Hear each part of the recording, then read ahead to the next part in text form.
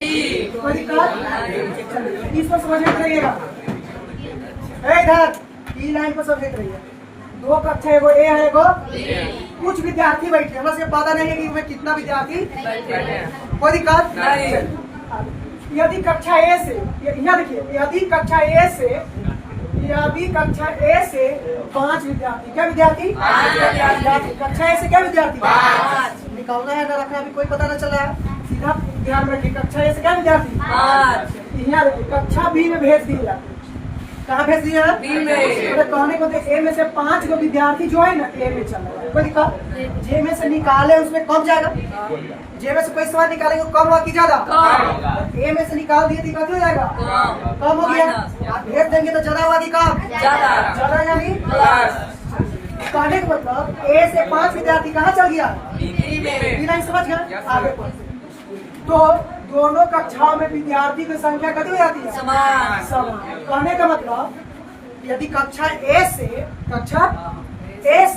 5 विद्यार्थी कक्षा बी में चल जाएगा तो दोनों की संख्या कितनी हो जाएगी समान। जैसे मान लीजिए कि कक्षा ए साइड है, ए साइड ए में से 5 विद्यार्थी निकाल के इधर बैठ जाएगा तो दोनों की संख्या कितनी हो जाएगी समान, बराबर हो जाएगी। ये सवाल समझ गए। कक्षा ए है, कक्षा बी, ए में से 5 विद्यार्थी ए में चल जाएगा, चल जाने का मतलब कति हो गया माइनस, और ए में आ गया था प्लस। नहीं समझ गए, कोई दिक्कत नहीं। चलिए अब अगला बात समझते हैं। ए से समीकरण फर्स्ट बना सकते हैं।